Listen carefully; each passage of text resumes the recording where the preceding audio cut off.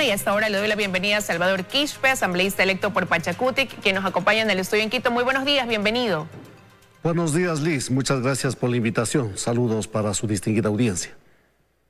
Muchísimas gracias. Bueno, estamos más o menos ya menos de un mes, a 25 días, para que tomen posesión los nuevos asambleístas. Ya se integre pues este nuevo legislativo. Se ha dicho que los 3 más votados llevarían el hilo conductor de la primera sesión. Entre esos estaría usted, sería uno de ellos, pero su movimiento Pachacutic ha anunciado que serían los postulados para poder llegar quizás a la presidencia de la Asamblea Salvador Quispe o Guadalupe Llori. ¿Cuál de los dos terminaría siendo el candidato al que van a promover para ver si llega a alcanzar la presidencia de la Asamblea? Sí, efectivamente, nuestra organización política en varias reuniones ha hecho esta propuesta, que Salvador Quispe sea el candidato a la presidencia de la Asamblea Nacional. Luego de que surge esta propuesta, entonces, hemos iniciado algunos acercamientos, entre ellos con la izquierda democrática. Hemos tenido varias reuniones, no solamente para hablar sobre la presidencia de la Asamblea Nacional y las otras instancias, sino sobre todo para ponernos de acuerdo en varios temas que son urgentes para el Ecuador. La necesidad de legislar para ayudar a reactivar la producción, por ejemplo, es una de las prioridades. Todos estos temas relacionados a garantizar una buena alimentación frente a la pandemia y en ese sentido ayudar en todo lo que esté a nuestro alcance para nuestros hermanos agricultores, quienes se dedican a la producción para la alimentación interna de la nación. Los otros temas que tienen que ver con la necesidad de fiscalizar el campo petrolero, aduanas, el cumplimiento de los tributos, etcétera, son los temas que se han incluido en una agenda que coincidimos con la izquierda democrática y también con algunos colegas legisladores independientes. Así que estamos conversando, esta semana seguramente vamos a seguir en esos acercamientos con las otras organizaciones políticas y sus respectivas bancadas para seguir hablando. Ojalá logremos tener una sola agenda legislativa desde la Asamblea Nacional para el Ecuador y no las distintas agendas desde los distintos partidos políticos. Antes de analizar esa agenda, esa propuesta de agenda, sí quería preguntarle si con esas conversaciones con la IDEC y quizás con asambleístas independientes, también como se había dicho, pues, ¿cree que llegue a conseguir los votos para poder tener la conducción de la Asamblea, llegar a esa presidencia? Aspiraría que sí, Liz, aspiraría que sí. Aspiramos que la clase política ecuatoriana no solamente dé un respaldo a Salvador Quispe, ojalá haya ese reconocimiento de la clase política ecuatoriana para el aporte que ha brindado el movimiento indígena ecuatoriano para el Ecuador. En algunos casos... Para de no ser así, ya se comienza a escuchar a algunos asambleístas que comienzan a mostrar su interés en formar parte de una determinada comisión dentro de la Asamblea. Si no se diera eso, ¿qué comisión a usted le gustaría formar parte, no integrar dentro del legislativo? Todos los asambleístas tenemos los mismos derechos y las mismas obligaciones. Estamos en esta mirada conversando para la presidencia, pero si eso no es así, igual, siempre lo he dicho, esta no es una condición de vida, es una propuesta que está ahí. Los colegas legisladores sabrán determinar. Si eso es así, asumiremos con mucho gusto, generando respeto, generando cordialidad al interior de la Asamblea Nacional, por difícil que ésta sea. Si no es así, ya veremos. Pero para empezar, tenemos ya una curul y desde ahí tenemos bastante trabajo. No nos desespera estar o en la presidencia o al frente de alguna comisión. Ya desde la curul tenemos mucho trabajo que cumplir, pero siempre vamos a estar invitando a conversar, más que la presidencia, a conversar sobre los distintos temas, tanto al interior de la Asamblea Nacional. Hablemos de esa agenda. Hablemos de esa agenda. Ya el presidente electo ha anunciado que el mismo día de su posesión pudiera enviar una reforma tributaria, por ejemplo. Y ya es conocido desde su plan de campaña hacia dónde apunta él con esa reforma. No ha sido enfático en sostener que no habría incremento de impuestos, que más bien trataría de eliminar algunos impuestos ya existentes, hacerlo de manera gradual. ¿Cuál va a ser la posición de ustedes ante ese anuncio? ¿Cómo lo ven? Vamos evaluando tema por tema. Si nos proponen en este momento bajar los 2 puntos del IVA, obviamente nosotros estamos de acuerdo. Hemos escuchado en campaña señalar que se propone bajar las tasas de interés de parte de la organización política del señor presidente electo al 1%. Ojalá sea posible. Si eso es posible, en términos también de no generar dificultades financieras a la institución financiera o público-privada, vamos, nosotros acogemos esa propuesta. Nosotros hemos propuesto, bajemos al 5%, tomando en cuenta los costos operativos, administrativos. Pero si es posible al 1%, qué mejor, porque eso sería mucho mejor para los usuarios de ese crédito. Entonces, vamos evaluando caso por caso.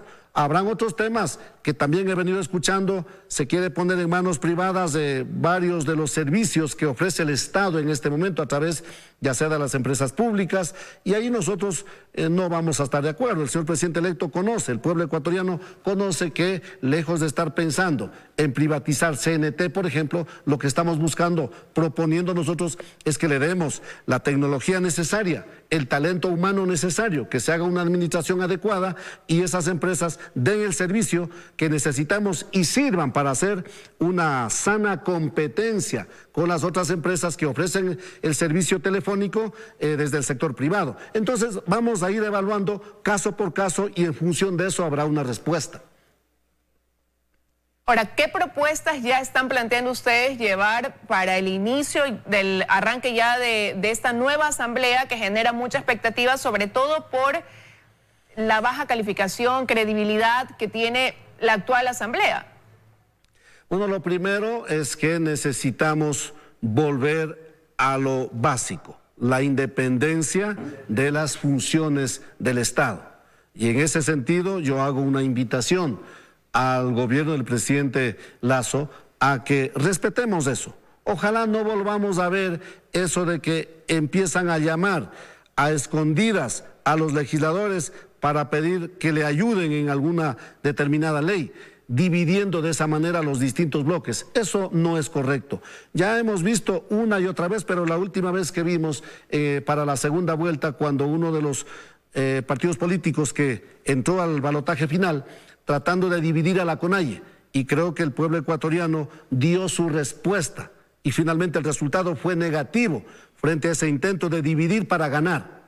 No ese es el camino. Entonces, primero el respeto a cada quien. Esperemos que no sean los puestos, las gobernaciones, lo que sirva de por medio para dividir a los bloques. Haciendo un trabajo adecuado, entonces conversemos sí, dialoguemos sí, coordinemos totalmente de acuerdo. Tanto el Ejecutivo, el Legislativo y las otras funciones del Estado tenemos un objetivo mayor: garantizar el bienestar para los ecuatorianos. Y para eso sí tenemos que conversar de una manera clara, sincera, ojalá ante los ojos de las cámaras de los medios de comunicación, para que no se generen esas dudas y más bien la política se vaya transparentando. Y luego ya se vienen los distintos temas. Nosotros, yo en lo personal, quisiera que prioricemos la necesidad de la reactivación productiva, y para eso necesitamos revisar, por ejemplo, cómo está la distribución del agua.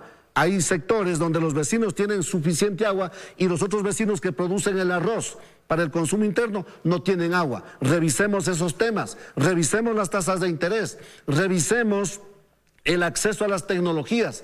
Ojalá pudiésemos retirar los aranceles en la importación para la compra de las herramientas para el sector agropecuario, para los insumos. Revisemos cómo está, por qué tiene que seguirse pagando algo ínfimo para los productores y cobrando tan alto al consumidor. Busquemos la manera de pagar lo justo a nuestros agricultores, productores, que se acorte esta enorme brecha de los intermediarios y de esa manera no se le cargue tanto al consumidor final. Entonces, estos son los temas que necesitamos revisar de manera urgente, sin descuidar también la fiscalización para evitar. Fíjese que solo en el tema petrolero se nos estarían yendo alrededor de $2.000 millones anuales, solo en los rubros de los contratos de prestación de servicios, pagando un sobreprecio por la producción de cada barril de petróleo, y en lo que tiene que ver la quema del gas. Viabilicemos esas cosas. Vamos a una reforma a la ley de hidrocarburos para poder aprovechar de mejor manera este recurso que felizmente todavía queda. Así que son, entre otros, los temas a priorizar. Y ya escucharemos también a los otros sectores para ver con qué otros temas armamos esta agenda legislativa para todo el Ecuador. Bueno, ya usted decía que no debe haber injerencia entre un poder y otro, pero sí acuerdos para poder dar también paso a una gobernabilidad, ¿no? Y en ese sentido, preguntarle qué tan viable se ve poder llegar a acuerdos cuando el partido del presidente electo Guillermo Lasso tiene 12 asambleístas y llegar a hacer una alianza con el Partido Social Cristiano pudieran sumar 31, pero siguen siendo una minoría considerando que las 2/3 partes de la conformación de la asamblea tienen una línea, una tendencia de izquierda o centroizquierda. Así es, Liz, pero frente a estos grupos pequeños, ninguno tenemos una mayoría. Precisamente por eso es necesario conversar. Creo que esto refleja lo que somos los ecuatorianos. Los ecuatorianos somos diversos y eso no es malo, pero lo fundamental, lo necesario es conversar entre los diversos. Ahora vamos a ver nuestra madurez política al interior de la Asamblea Nacional y esto se va resolviendo en la medida de que tengamos esa predisposición para conversar los temas donde hay coincidencias, pero sobre todo para conversar sobre los temas donde hemos tenido divergencias históricamente. Nosotros, por ejemplo, estamos muy preocupados con estos anuncios de una firma de un tratado de libre comercio con los Estados Unidos. Y nos preocupamos sobre todo porque nos dicen que con esos TLC vamos a poder vender nuestras legumbres a los Estados Unidos. Fuera maravilloso, ya quisiéramos eso. Pero cuando miro que en los Estados Unidos no solamente que el precio del dinero es muchísimo más barato que en el Ecuador, sino que además de ser más barato, en los Estados Unidos el gobierno, el Estado, le da un altísimo subsidio para los agricultores a los Estados Unidos. ¿Cuál es el subsidio que le da el Ecuador para nuestros agricultores? Estos son los temas que nos preocupan. Así que a conversar sobre estos asuntos y a encaminar las políticas en función de nuestras realidades y en función de los intereses de los ecuatorianos. Conversar y conversar y conversar será la principal herramienta que proponemos desde la Asamblea Nacional para el Ejecutivo, las otras funciones del Estado, pero sobre todo también para los ecuatorianos, a conversar con los distintos colectivos y con los criterios que nos den los ecuatorianos a través de esta enorme red de organizaciones de distinta índole existente en el Ecuador. Seguiremos adelante legislando y organizándonos hacia el futuro. Aprovecho para preguntarle, ahora que habla de conversar, si es que han tenido algún acercamiento como movimiento indígena con el presidente electo a propósito de que él dijo que su gabinete va a ser un gabinete diverso, donde incluso no descarte incluir a la oposición en el mismo, ¿no? Tratando de tener a las mejores figuras entre sus colaboradores de gobierno. Le hemos escuchado al presidente electo Guillermo Lasso ese mensaje, que su gabinete será un gabinete que nosotros hemos dicho también con absoluta claridad, Pachacuti no entrará a ser parte de ese gabinete. Pero ese es un tema, ¿no? Si el presidente en su criterio arma un gabinete diverso, bien por él, bien por el Ecuador. Pero también le decimos al señor presidente de la República electo, el Ecuador no solamente necesita un gabinete pluralista, eso está bien para empezar.